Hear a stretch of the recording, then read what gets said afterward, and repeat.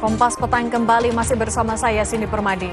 Saudara Menteri Hukum Supratman Andi Aktas menegaskan, pemerintah tidak akan lagi melanjutkan wacana penerapan denda damai bagi koruptor. Menkum mengklarifikasi, mekanisme denda damai hanya berlaku untuk tindak pidana ekonomi. Terkait wacana yang dilontarkan sebelumnya, Supratman mengaku hanya ingin menjelaskan perbandingan bahwa ada mekanisme penyelesaian perkara di luar pengadilan untuk tindak pidana yang menimbulkan kerugian perekonomian negara, seperti pengampunan pajak atau tax amnesty.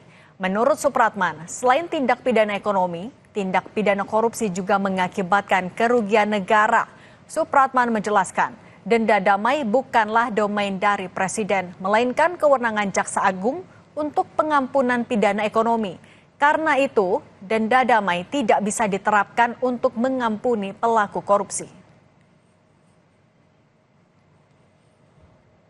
Dalam pemberantasan tindak pidana korupsi, sama sekali Presiden tidak akan memberi toleransi. Yang saya maksudkan itu adalah mengcompare, karena undang-undang tindak pidana korupsi ataupun juga undang-undang kejaksaan khusus kepada tindak pidana ekonomi, dua-duanya itu adalah tindak pidana yang merugikan keuangan negara. Dan ini bukan barang baru terkait dengan proses pengampunan, karena kita sudah pernah melakukan 2 kali tax amnesty. Kan negara memberi pengampunan. Kemudian di dalam Undang-Undang Cipta Kerja juga ada yang terkait namanya denda keterlanjuran untuk tindak pidana di bidang kehutanan. Itu hanya compare bahwa ada aturan yang mengatur, tetapi bukan berarti Presiden akan menempuh itu, sama sekali tidak. Karena bukan domain Presiden kalau menyangkut soal denda damai tadi. Itu adalah kewenangan yang diberikan kepada Jaksa Agung. Soal denda damai, sebelumnya Menko Polhukam periode 2019-2024 Mahfud MD menilai Menteri Hukum hanya mencari pembenaran dari gagasan Presiden Prabowo yang ingin mengampuni koruptor. Mahfud menegaskan, denda damai hanya untuk tindak pidana ekonomi, bukan untuk tindak pidana korupsi. Pak Prabowo untuk kemungkinan memberi maaf kepada koruptor asal mengaku secara diam-diam dan mengembalikan kepada negara secara diam-diam. Itu kan salah. Undang-undang korupsi tidak membenarkan itu, hukum pidana tidak membenarkan itu. Lalu menterinya mencari dalil pembenar, itu kan ada di Undang-Undang Kejaksaan, denda damai. Denda damai itu hanya untuk tindak pidana ekonomi, sesuai dengan Undang-Undang tentang Bea Cukai, Undang-Undang Perpajakan, dan Undang-Undang Kepabeanan. Itu hanya untuk tindak pidana ekonomi tertentu. Korupsi tidak masuk di situ. Sementara Wakil Ketua Umum Partai Gerindra, Habibur Rahman menilai kritik mantan Menteri Koordinator Politik, Hukum dan Keamanan Mahfud MD soal wacana pengampunan terhadap koruptor dengan mengembalikan kekayaan negara tak perlu digubris, tak perlu ditanggapi.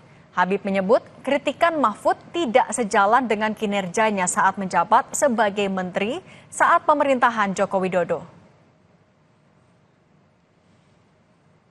Pernyataan umum seorang pemimpin pemerintahan maupun pemimpin negara, kepala negara, nggak bisa dijawab dengan hal ihwal prosedural ala Mahfud MD. Mahfud MD ini orang gagal. Ya, dia sendiri menilai dia gagal 5 tahun sebagai Menko Polhukam dengan memberi skor 5 dalam penegakan hukum.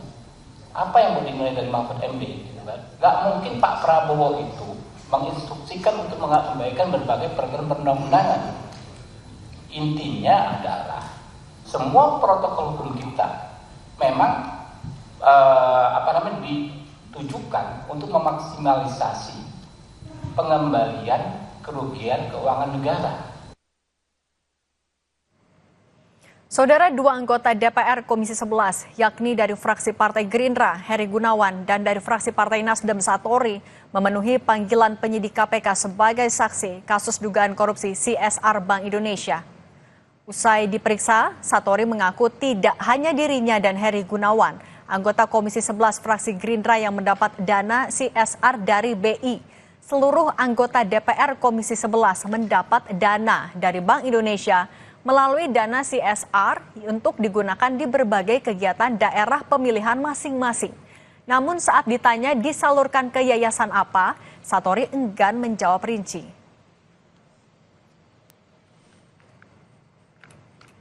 Berkaitan dengan kegiatan program CSR BI anggota Komisi 11 itu untuk ke semua anggota Komisi 11 atau hanya untuk Bapak dan Pak Heri Gunawan aja, Pak? Memang kalau program itu semua anggota Komisi 11 gitu. Programnya kegiatan untuk sosialisasi di dapil gitu ya. Anggota Komisi 11 programnya itu dapat. Artinya bukan kita aja. Berapa itu, Pak?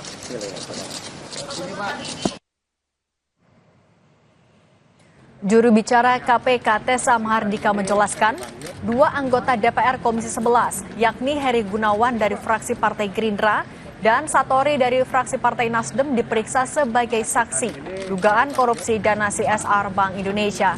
2 saksi dimintai keterangan oleh penyidik, dilakukan pendalaman untuk mengetahui keterlibatan para saksi dalam kasus ini.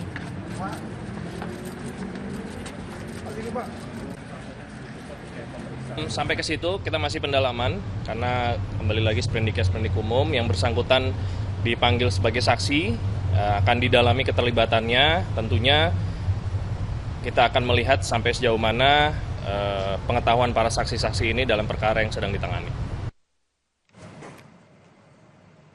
Presiden ke-7 RI Joko Widodo menilai pemerintah telah menghitung matang pemberlakuan PPN 12% yang sudah ditetapkan DPR. Ulasan dan perbincangannya hadir usai jeda.